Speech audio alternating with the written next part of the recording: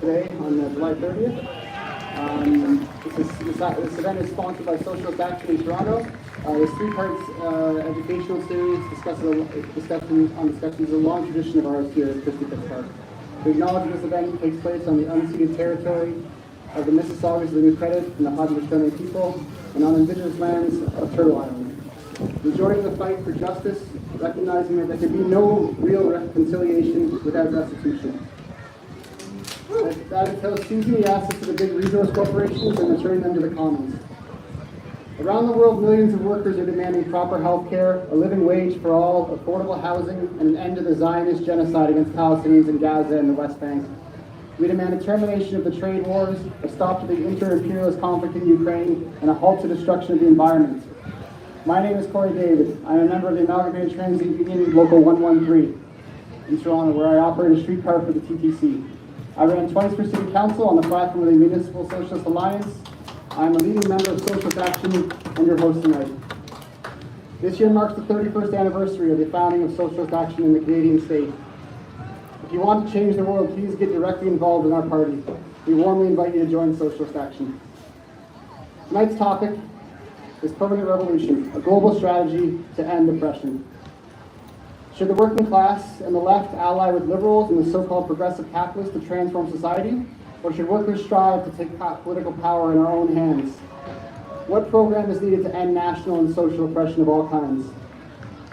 That is the question and what we hope to answer tonight. Our featured speaker tonight is Barry Weisleiter, the Federal Secretary of Socialist Action, Libre l'Action Socialiste. He's a writer, editor, union organizer, and retired secondary school teacher based in Toronto. Barry is chair of the NDP Socialist Caucus and is a leading member of the Municipal Socialist Alliance and the Workers' Action Movement. Presently, the Socialist Caucus has nominated author and activist Yves Engler to be the next leader of the Federal New Democratic Party. Barry is a co-manager of the Yves Engler campaign, which has already attracted hundreds of volunteers and thousands of supporters across the Canadian state. After Barry's presentation, which will be about 30 minutes, there will be time for questions, brief comments and answers, and announcements. Please take the opportunity to visit the literature display before it gets dark. And now let's warmly welcome Barry Weisleiter.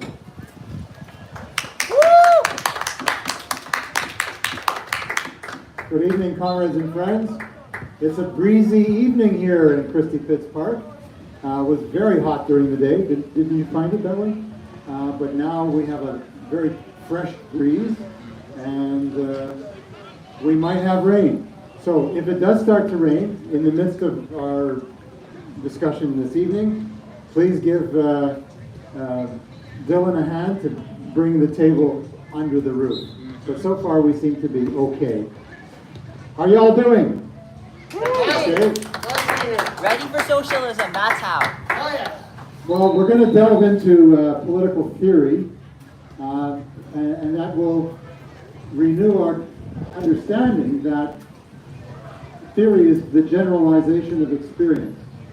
And theory is very important in determining the principles and the program of any revolutionary organization. And the theory that I'll be examining tonight is permanent revolution. This was first introduced 119 years ago. Leon Trotsky's theory of permanent revolution remains a vital tool for understanding the world today, even though it's 119 years later. It shows that only the working class can lead a socialist revolution. And this is an antidote to those who claim that we can rely on bourgeois forces to win, or even to take us halfway to victory. That is a grand illusion, as I hope to demonstrate. Leon Trotsky was a co-leader of the Russian Revolution. He was born in present-day Ukraine and became a central leader of the Bolshevik Party with Lenin on the eve of the revolution in 1917. But his theory goes back before the Russian Revolution. His theory of permanent revolution is one of the most important theoretical contributions he made to working class program and principle. It was introduced in a book called Results and Prospects that was published in 1906 and more fully developed in another book titled The Permanent Revolution, which was published in 1930.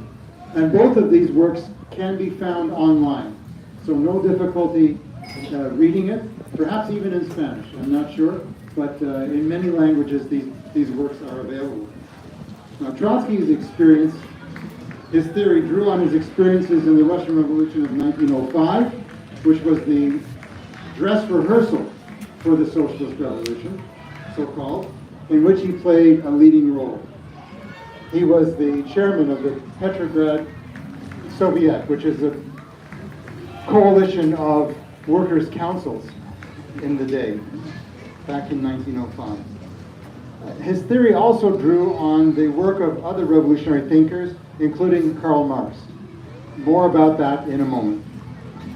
Now, Marx believed that the rising West European capitalist class of the 17th and 18th centuries, 17th and 18th centuries, played a progressive role in sweeping away feudalism and preparing the way for capitalism and liberal democracy.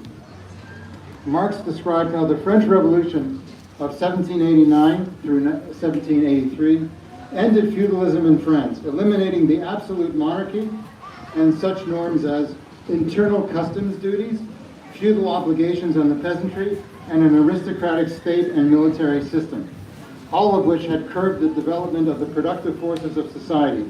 Let me give you an example of what we mean by feudal obligations. Imagine you're living in France in the 17th or 18th century. You're a farmer and you want to send some of your product to market. You've got to take the road. But to proceed down the road, you had to pay a tariff every few dozen kilometers. And that was to pay the landlord who, operated the road, in other words, made it passable in all seasons.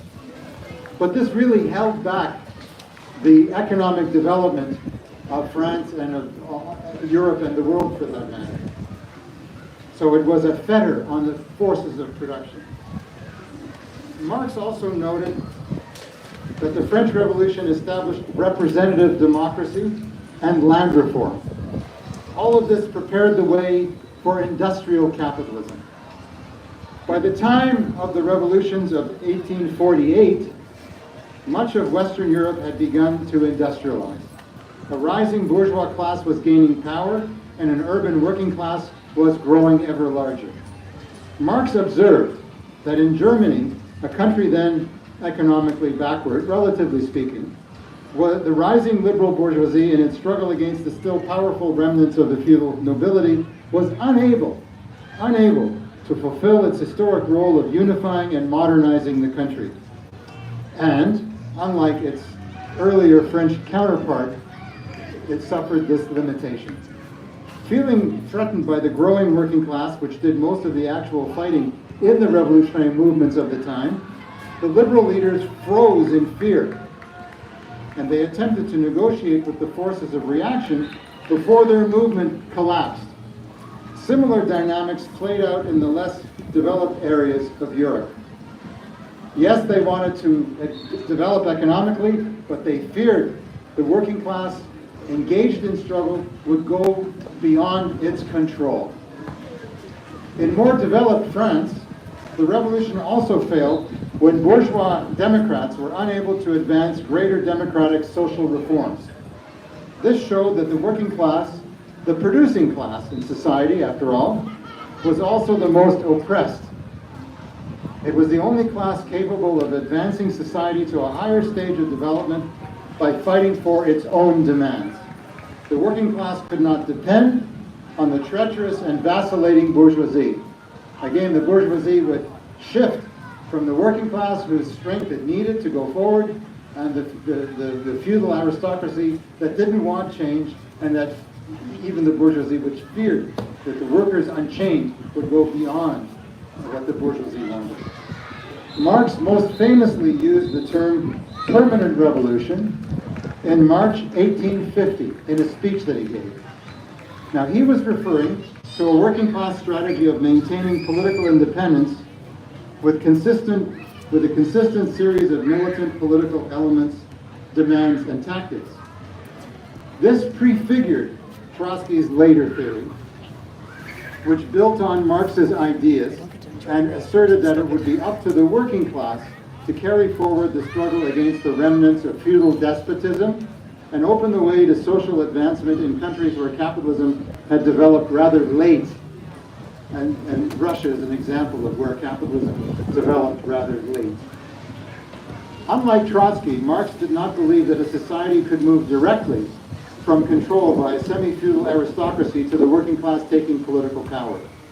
He envisioned a period of rule by the petty bourgeoisie, small shop owners, and craftsmen after the abolition of feudalism.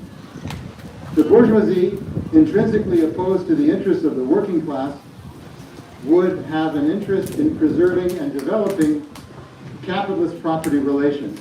And in such a situation, power could be contested between these two major classes.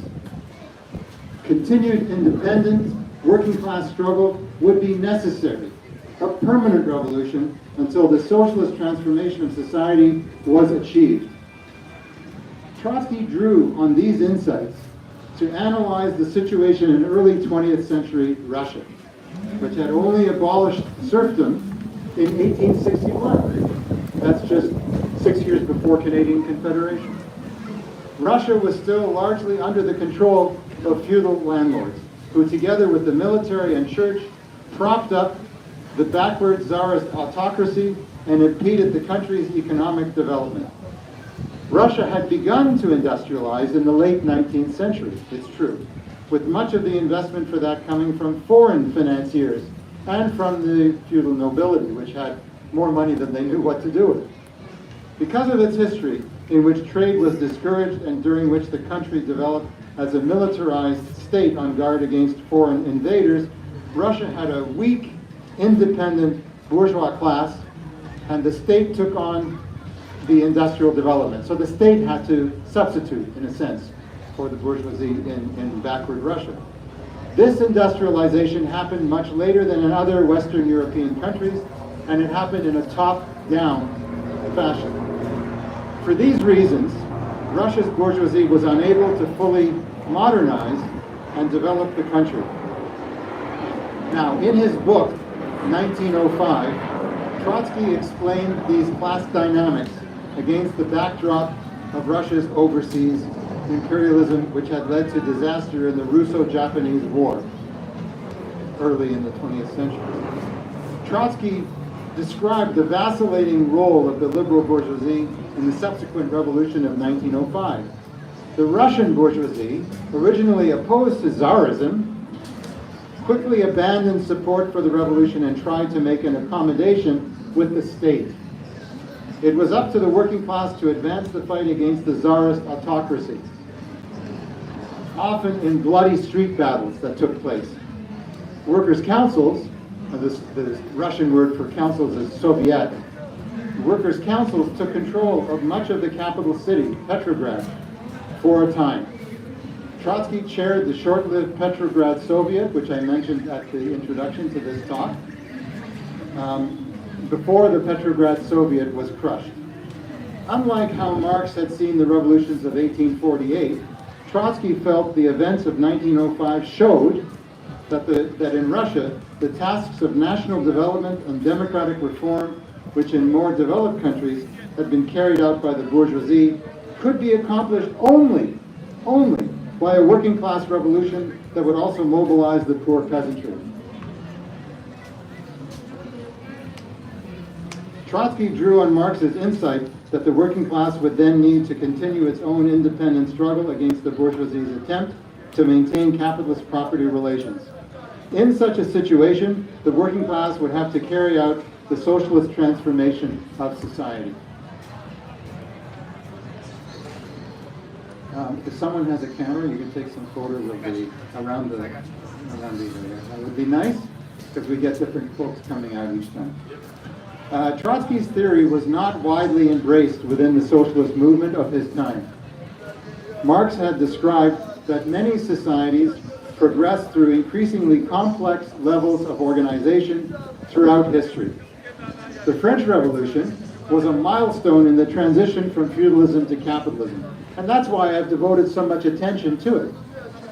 Capitalism, in turn, has its own innate contradictions that would be overcome under socialism, when production would be organized and run collectively by working people. Marx's analysis of history was interpreted by many early 20th century socialists in a linear and one-dimensional way, with all countries destined to follow in exactly the same path of development. According to this view, which was held by the Mensheviks, the anti-Bolshevik faction in the Russian Marxist movement. Menshevik literally means minority in Russian. The Mensheviks held that Russia could not advance to socialism until capitalism had been fully developed. Since Russia was far from being a fully developed capitalist country, this view led to a political strategy of tailing liberal reformers and subordinating the needs of the working class to that of their liberal allies. Based on the notion of revolution in stages, this is a very important word, stages, this approach would be repeated around the world and lead to disastrous consequences for the working class. And now we come to a very important related theory, uneven and combined development. The theory of permanent revolution is closely connected to the law of uneven and combined development. This idea was drawn from work by the Latvian theorist Alexander Helfand, otherwise known as Parvus,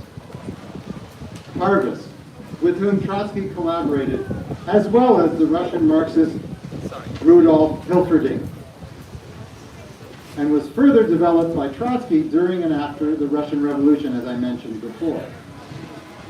Trotsky described how societies develop at different rates, and also that different parts of a society can develop quite differently. He explained that by the early 20th century, capitalism had created a global economy that linked productive forces and a world division of labor. Doesn't that sound familiar?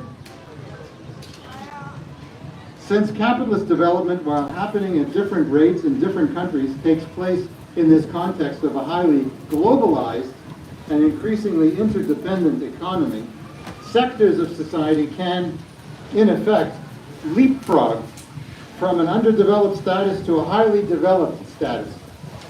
This reality is reflected in the theory of permanent revolution, as only the working class can push society forward, consolidate these leaps, these advances that take place in economic development.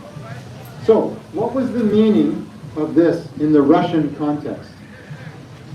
Well, Russia was then still a backward country, but had nevertheless imported state-of-the-art industrial production equipment, particularly in the northwest corner of the country, around St. Petersburg. The small Russian working class was very new. Unlike the working class of Britain, it had not gone through a century of reformism and bourgeois democracy. Russian workers were more militant and had fewer illusions about capitalism than their Western counterparts, and were politically far more advanced. We see the dynamic of uneven and combined development in China today. China has experienced rapid development in recent decades and a large urban working class, only a generation or so removed from rural peasant background. Foreign and domestic firms have introduced state-of-the-art production throughout the country. In fact, automation in Chinese factories is more advanced than anywhere else in the world. Beijing and other cities have ultra-modern subway systems. They're often the envy of visiting Americans, reminded of their increasingly decrepit infrastructures back home. Lenin initially believed that because of Russia's underdevelopment and its weak bourgeois class, completing a bourgeois democratic revolution, as in France, would be impossible, except and only through an alliance of workers and peasants. So he thought of a two-class revolution, workers and peasants. Although Lenin felt the country would not need to go through an extended period of capitalist development, socialism would not be possible until there were successful workers' revolutions in Western Europe that could aid economically weak Russia. In effect, Russia would have a bourgeois revolution without the bourgeoisie. Lenin put forward the slogan for a democratic dictatorship of workers and peasants. Two-class strategy, a democratic dictatorship of workers and peasants. But would that really work?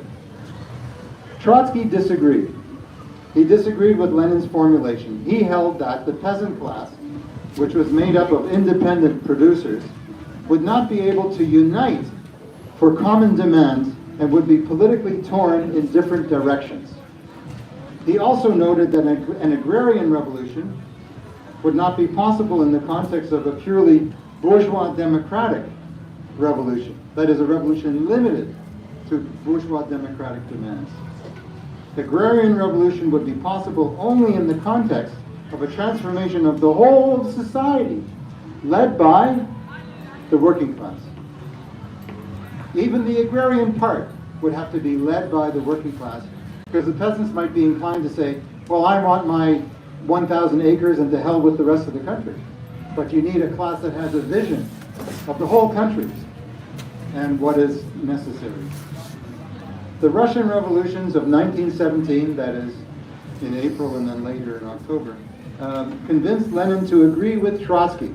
This is a major, major development when Lenin and Trotsky came together on the strategy for the Russian Revolution, because there are some political organizations, I won't name names, they'll tell you that they were in violent disagreement and never came to an agreement. That's completely false. In his famous document, the April Theses, Lenin embraced permanent revolution and the call for a workers' government. The October Revolution itself, when a revolutionary movement led by the working class took power, confirmed Trotsky's theory. After taking power, the Bolsheviks initially did not intend to abolish capitalism immediately, largely in reaction to economic sabotage by Russian industrialists. Workers themselves seized factories in a wave of struggles from below, pushing the new Soviet government to nationalize industry much more quickly. Now I'm going to talk about the legacy of the theory of permanent revolution. First proposed more than a century ago, the theory of permanent revolution and the related law of uneven and combined development are powerful tools for understanding more recent class dynamics in underdeveloped countries of the global south. After the Chinese Revolution of 1949, the Chinese Communist Party initially did not intend to nationalize private industry and discourage direct working class involvement. Economic sabotage by industrialists, as well as economic dislocation caused by years of war. Remember, the First World War took place in that time period. Had forced the state to intervene, in effect, to play the role of the working class played during the Russian Revolution earlier. There are many examples of how the implementation of the strategy of permanent revolution, or the failure to do so, impacted the fate of humanity. The most positive example is that of Cuba in 1959, the Cuban Revolution. I want to spend some time discussing that. Led by Fidel Castro, Raúl Castro, Che Guevara, Abdel Santa Maria, Camilo Cienfuegos, Vilma Espin, Celia Sanchez, and many, many others. They headed the July 26 movement, Julio 26 movement, defeated the US-backed Batista dictatorship and implemented socialist measures. That included in Cuba radical land reform, literacy, and public health care. When Washington imposed a trade embargo, the revolutionary government nationalized Texaco, big business, and the banks. As Che Guevara said, they nationalized the capitalists right down to the nails in their boots.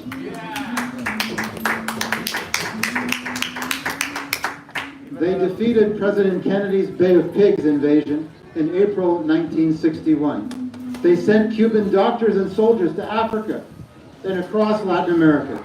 Che's motto was, create 2, 3, many Vietnams.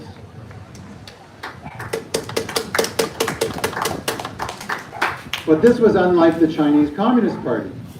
The Chinese Communist Party actually invaded Vietnam and sought profitable trade relations with the major capitalist powers. You remember the picture of Mao and Nixon shaking hands in Beijing. Algeria won its independence from France in 1962 through armed struggle.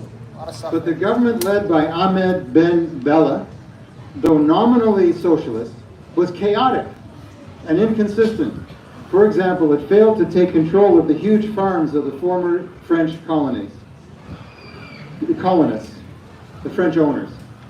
Ben Bella's hesitation allowed Houari Boumediene to seize power in a coup in 1965. It was just 3 years after the insurrection led by Ben Bella. And this seizure by Boumediene kept Algeria in the capitalist class, in the capitalist camp. Sphere. Another example, Indonesia. Very important country. One of the most populous countries in the world. Indonesia was on the brink of revolution in the early 1960s, with the largest communist party in the neo-colonial world. But the PKI, the Communist Party of Indonesia, on the advice of China, supported liberal nationalist President Sukarno.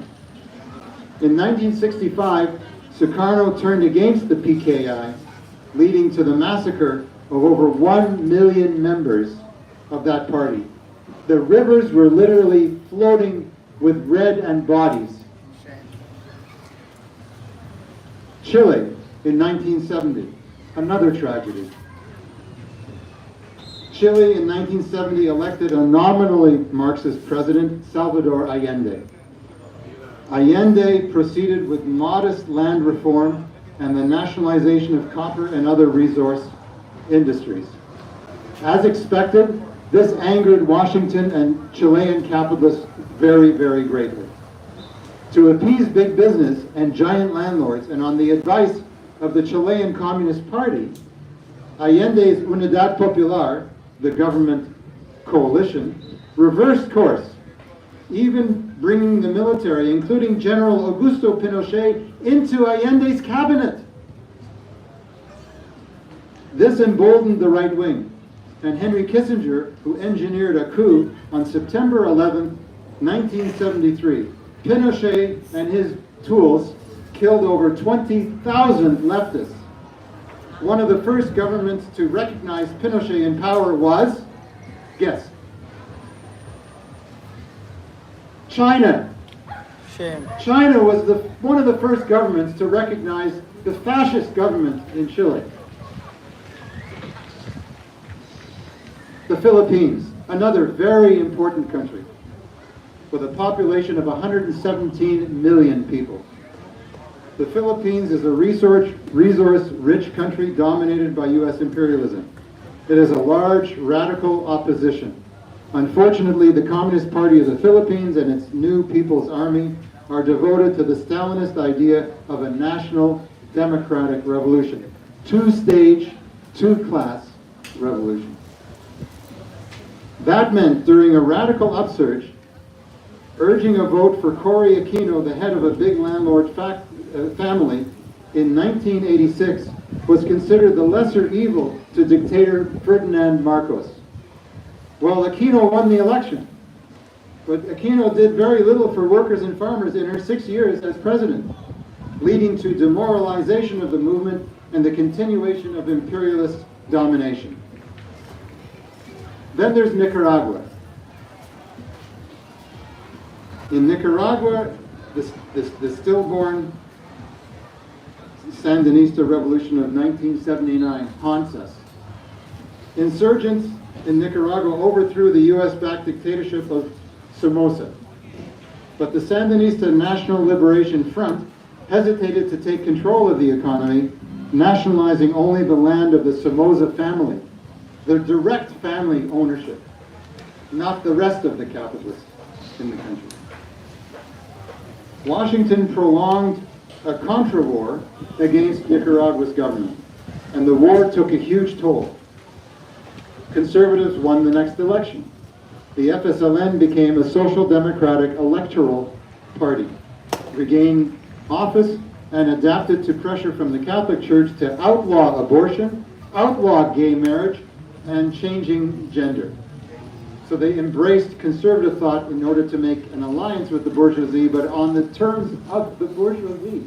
That's the problem for women, for gay people, and for workers who wanted to be free of imperialist domination and the local oligarchy. The revolutionary situation in Venezuela. We just celebrated the birthday of Bolivar and Chavez. The revolutionary situation in Venezuela, pushed forward by Hugo Chavez, who was the country's president from 1999 to 2013, is still stalled today under Nicolas Maduro. The oil industry is publicly owned. That's good, that's true.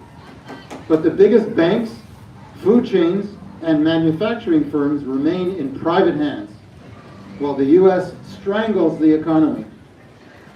So the bourgeoisie profits inside Venezuela, and American imperialism starves Venezuela of necessary medical goods, food, and equipment. The oil industry is publicly owned. Okay, I said that already. Maduro appeals to a supposedly patriotic bourgeoisie, but his appeals fall on deaf ears. Now, we go to the Arab East. Look at the events of 2011, the Arab Spring. Remember that? Notably in Egypt. They showed the importance of an independent working class movement. After the overthrowing of Hosni Mubarak, a powerful revolutionary upsurge was derailed by middle class leaders and led to the 2013 military crackdown led by Abdel Fattah el-Sisi, the current president. It was a huge mistake for the nationalist movement to support Mohammed Morsi of the Muslim Brotherhood, who ruled for 1 year only, ending in July 2013. Because once he was out, guess who took over? The military for capital, and with the blessing of Washington. To repeat, the law of uneven and combined development is a foundation of permanent revolution. I've said that now 3 times this evening. I come back to it one more time, because I want you to remember. I want you to remember this. Maybe even take some notes. How is the law of uneven and combined development a foundation of permanent revolution? Well, uneven and combined development shows that under capitalism, development takes place in the context of a highly globalized world. Remember I said, isn't that familiar? Globalization. It shows that a militant, politically well-developed working class can coexist in a society with a more backward, underdeveloped economy. It reinforces the power of the theory of permanent revolution, that it's up to the working class to move society forward. The strategy of permanent revolution, in turn, provides a powerful argument against the reformist two-stage theories that are still present on the left and even among liberals, who claim that the right wing must first be defeated and bourgeois democracy must first be installed before an independent worker struggle can begin. This was proven positively in the case of the Cuban Revolution in 1959. It has been proven negatively in all the other examples I gave. Chile, Egypt, Philippines, and on. Indonesia. History shows that workers who rely on the bourgeoisie do so at our peril. A vivid example of the utter failure of the stages theory of revolution is evident in the Palestinian liberation movement. The notion of a two-state solution, which Emmanuel Macron, Keir Starmer, and Mark Carney are pushing anew right now, this idea derails the struggle to abolish the Zionist apartheid state. It perpetuates the Zionist occupation. It turns the Palestinian Authority into an accomplice of the occupation. The Palestine Authority police, who pays them? Do you know? Anyone? Who? Sweden? No. The Palestine Authority police are paid by Israel. And they work for Israel. And now the bulldozers and tanks are tearing down the homes of people in the West Bank. The Palestinian police, what do? They put their hands in their pockets and step back. That makes you want to cry, really.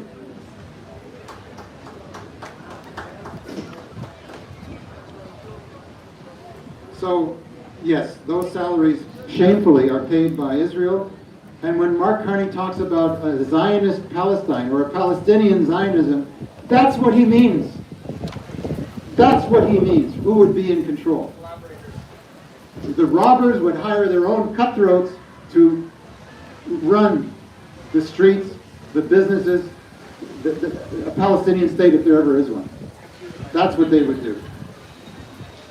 Furthermore, the two-state solution embraces Hamas, which is an ultra-conservative religious pro-capitalist movement.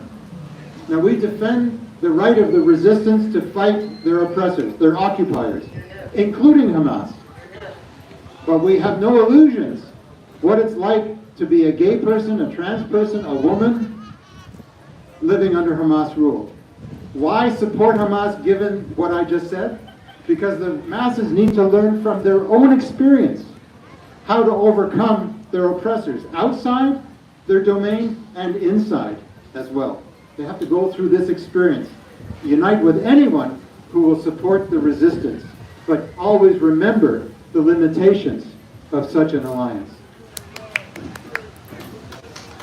Naturally, and I say this with great respect, it's up to the Palestinian people to chart their own course to national and social liberation. We're not here to tell them what to do.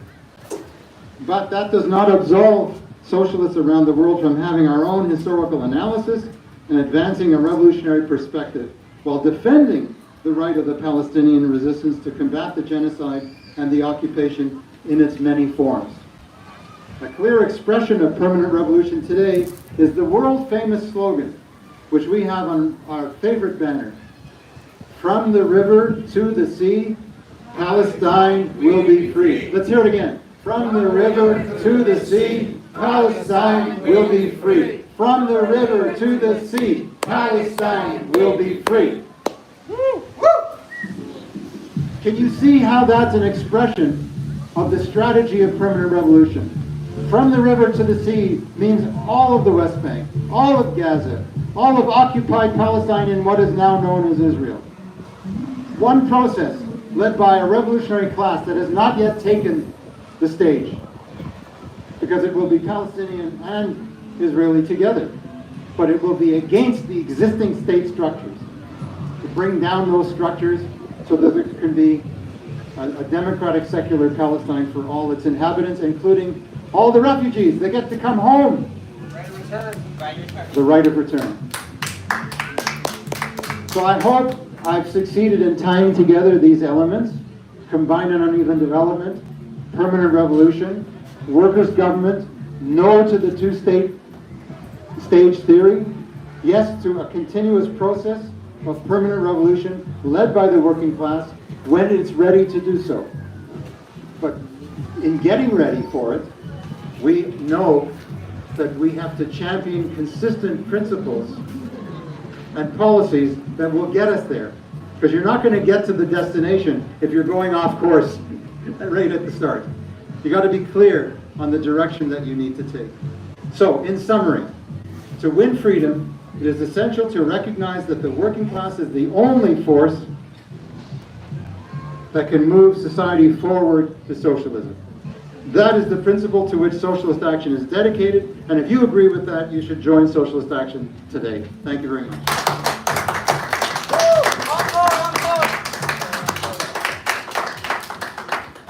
So, thank you so much. From the river to the sea, Palestine will be free. From the river to the sea, Palestine will be free. Hear, hear, hear, hear. Thank you so much, Barry. What a wonderful presentation and subject. We'll now open up the floor to any questions or comments on the talk tonight, or anything you wish to address. So if anyone has a question or comment, please let me know. Dylan? Okay, so amazing. I learned I address him? Yeah, use the microphone. Fair. Well, He will answer you, but yeah. wait, I go to the microphone. Yeah, take turns. Great. Why not? This is a socialist society. Okay, so, how am I ending this? Did y'all want to break it? This will have to do. Okay. Yes, that works. That works for everyone. All right. So first of all, thank you very much, Barry. I particularly liked your explanations of how different revolutions in history applied, similar mistakes that left them going off course. I learned so much. This was amazing. But I did want to ask for a bit of clarification in regards to that. A lot of people say, oh, look, socialism doesn't work. Look at this, look at this, look at this. How do you think that this can be effectively communicated to explain to people that this is not socialism, and effectively explaining what the errors are and how this can be surmounted and what the, end results are going to be with that? How can, we win the hearts and minds of people by proving that all these previous experiments in it have not gone on the ideal course and are not what socialism should be taken as?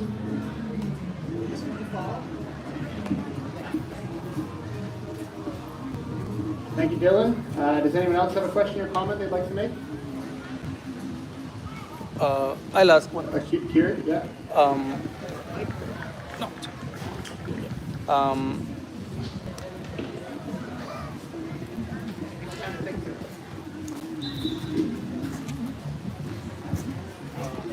Thank you, Corey and Barry. It's a great presentation.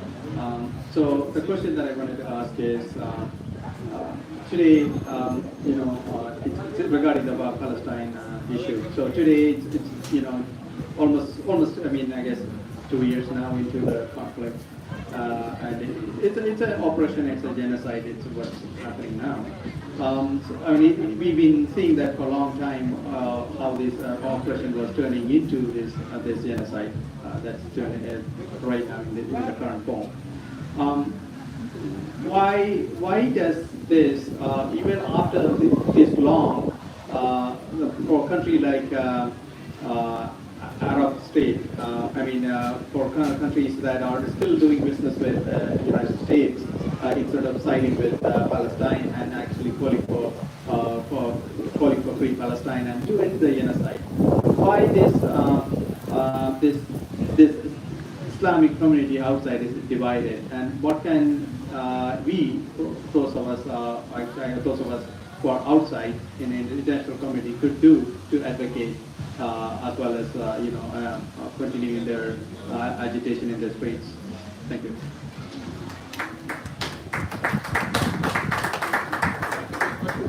Unless there's another one. We'll take those and we'll see maybe. Unless someone has one right on their tongue now.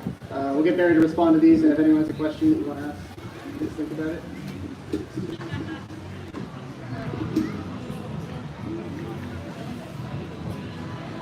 What is socialism, and how does it distinguish itself from other forms of social organization? Well, socialism, at its heart, means common ownership of the means of production, distribution, and exchange. Production, factories; distribution, Walmart; exchange, the banks. Okay? Examples. Los ejemplos. Okay? So, socialism cannot be created in one country alone. Why? Globalization. One reason. The other reason is imperialism doesn't want to give up its wealth and power. It will not give it up willingly. So that leads to the second question. How can we explain the societies that have taken steps towards revolutionary transformation haven't achieved it fully? What stood in the way? What were the obstacles facing Russia, and that still face Cuba, and that threaten life in Venezuela, for that matter? Well, let's take them one by one. The Russian Revolution occurred in the context of World War I. The country was extremely starved for resources and lost thousands and thousands to the war on the front lines and in other ways. When the revolution broke through, the bourgeoisie had lost all credibility.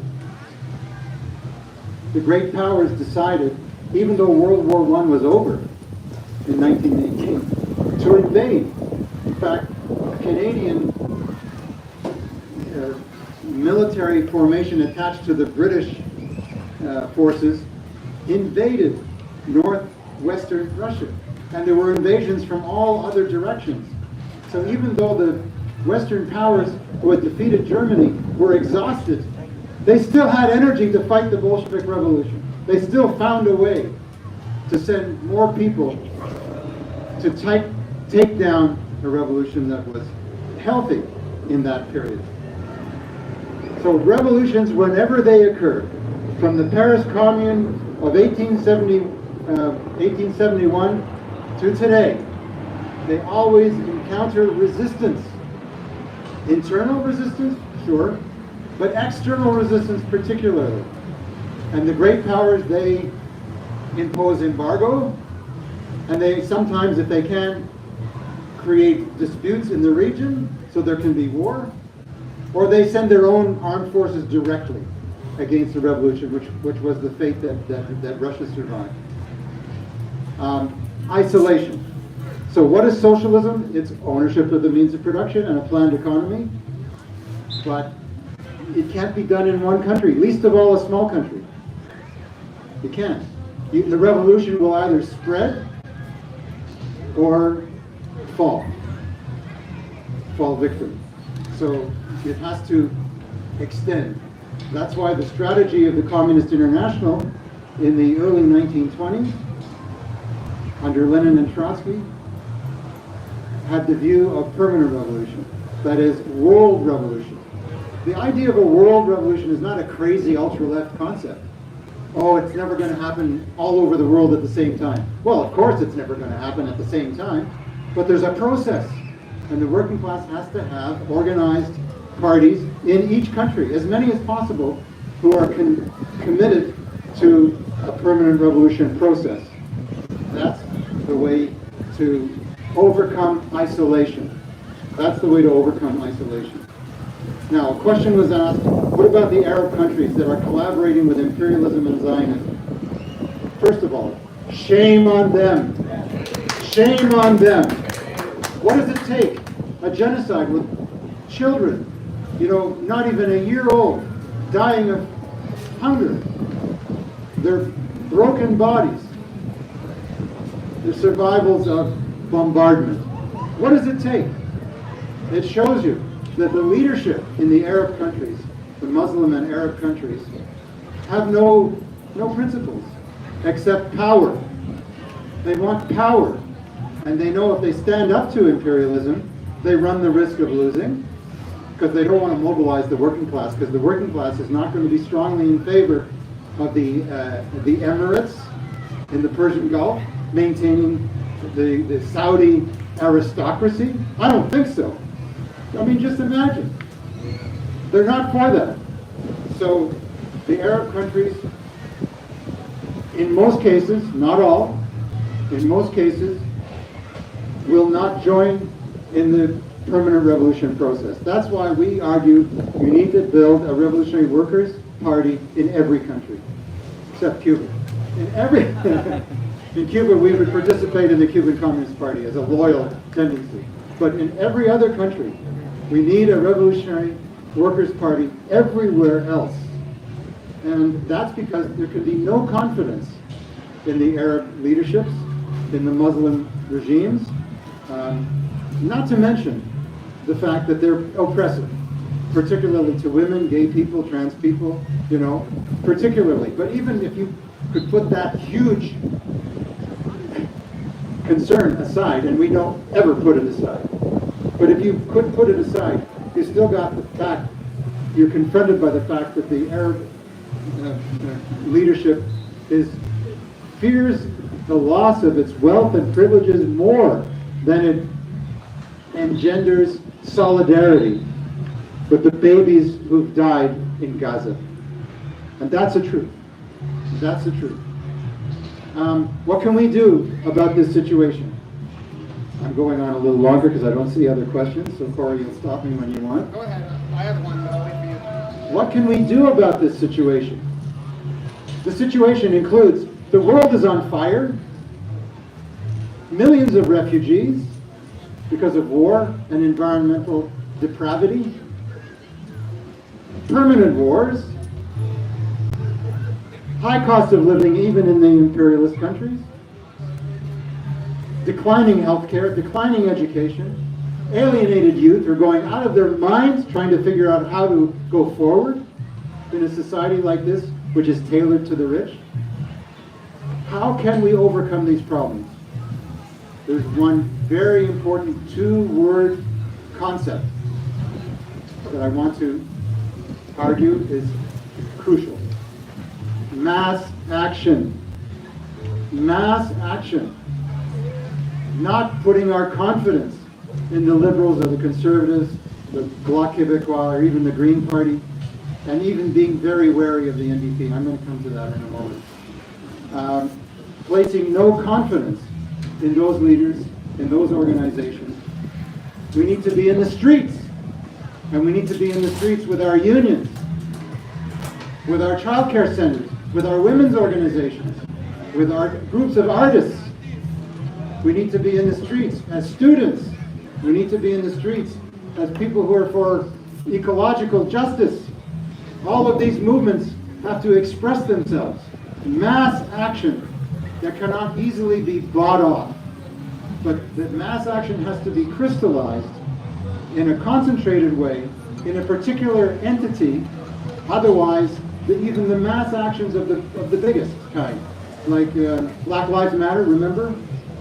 Millions of people took to the streets, right? But it didn't continue indefinitely. It went into the Democratic Party, where it died a cruel death. The apex of the mass action has to be the conscious revolutionary workers who form their own party and who fight for the demands of socialist revolution. I don't mean a slogan, socialist revolution, this and that and the other thing. We fight to raise the minimum wage. We fight for affordable housing. We fight for doctors in every part of the city and towns of Canada. We fight for many things, but we know in order to achieve them all, we need a workers' government, and that requires a socialist transformation of society, a socialist agenda. So what can we do in particular in the institutions of the Canadian working class, which tend to be inert, which tend to be immobile, passive, sometimes even backward in their conceptions? Because the ranks will give you what the leadership offers. If the leadership doesn't educate, they're going to, you know, garbage in, garbage out. You heard that expression? Right. So if you want something better than garbage, you got to put in good stuff, right? Nurturing ideas, fresh, revolutionary ideas. So this is what we're trying to do right now in Socialist Action. I'll close on this point. The New Democratic Party. It's a pro-capitalist, pro-system party, pro-militarist. Why should we have anything to do with it? Simple answer. It's working class based. It's linked to the unions. What can we do to elevate the understanding of even the 1.5 million people who voted NDP on April 28th, which was the lowest vote of the NDP in decades, in generations, but still 1.5 million voted for that party. Only 7 of their MPs survived. It's the working class composition of the NDP that is of interest to socialists. So we're running a candidate for leader because Jagmeet Singh resigned on election night. And frankly, that was the best thing he ever did in his life. Nothing against Jagmeet as a person, and I'm glad that a racialized man was the leader of a major political party. That being said, his ideas were, let's just say, inadequate. Inadequate. So we are running a candidate. When I say we, Socialist Action is the backbone of the Socialist Caucus of the NDP. What is the Socialist Caucus? It is the class struggle left wing inside the NDP. The NDP has thousands and thousands of members. The Socialist Caucus is only a few hundred. But we're running a candidate, a Socialist Caucus candidate, for leader of the NDP. And who is that? Yves Engler. Yves Engler, the founder of the Canadian Foreign Policy Institute, the author of 13 books on Canadian foreign policy. The first time an anti-capitalist, internationalist, revolutionary worker is running for the leadership of the only workers' party, mass workers' party in North America, Yves Engler. And there's a role for each of you to play. You might not want to, but I'm going to invite you to do so anyway. If you're not a member of the NDP and you want to vote for Yves, the election will be in March. But the campaign begins in September. It's really beginning now already. If you want to vote for Yves, then you have to be a member. To be a member of the NDP is going to cost you $5. 5 pesetas. That's all. You go to ndp.ca, you fill out some information, you pay $5, that's it. Mission accomplished. You don't have to give them any more money or do anything else. Then you come to the Socialist Caucus, or you come to the Elect Yves Engler Federal NDP Leader campaign, and I think you have the little leaflet. It's a quarter page. You click on that, click on the toolkit, join a committee. We're going to be raising $500,000. We think we can. We're going to raise at least $100,000 to pay the entrance fee to be a candidate in the race. It costs $100,000, and they get 25% of all the other money we raise on top of that. Is it fair? No, it's not fair. Is it real? Yeah, it's real. The party represents millions of workers. We want to introduce them to socialist ideas. So that's why we're running a socialist for leader of the NDP, and you can play a role in this by joining for $5, by joining the campaign, the Yves Engler campaign, by joining the Socialist Caucus, and best of all, by joining Socialist Action, which we thought up this whole dream in the first place.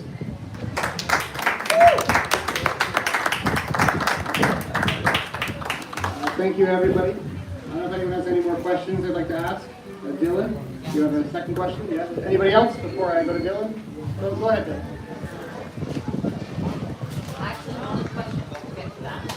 So again, great job, Barry. You mopped the floor. If that's an appropriate euphemism, hats off to you, seriously.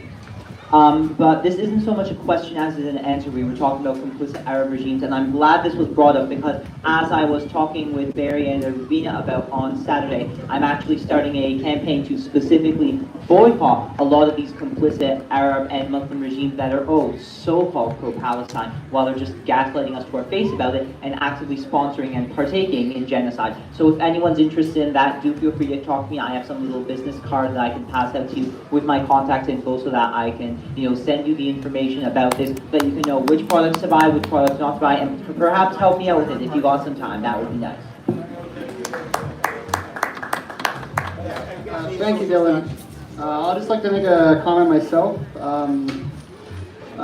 It's not easy or pleasant intervening in the NDP or even in unions or in a lot of organizations. There's a lot of hostility towards radical change, towards radical ideas, towards changing society. A lot of people are struggling with their own personal lives. They're struggling with their mental health, given what's going on, and they're struggling with being bombarded with all kinds of propaganda and influences from all over the spectrum. So I just want to ask people and remind myself not to give up on people, not to give up on intervening and interventions. I feel like throughout history, peoples have been through a lot harder struggles than this point in time, although it could get worse.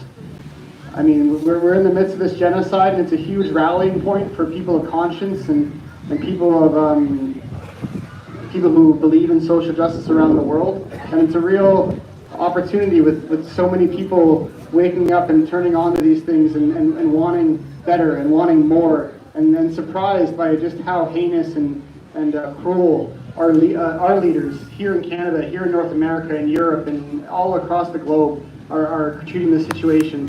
So I just want to ask us all and remind myself not to give up on this struggle, and that it's a hard road. It's definitely not easy. You know, our small socialist party is not going to save people off the street. They're not going to save people from their own situations. But hopefully, through this mass struggle, as Barry said, the need for mass action, we can create a society where we can eliminate these struggles for the most part, and move beyond all this suffering and tragedy, and really manufactured scarcity into a place of abundance, which we have.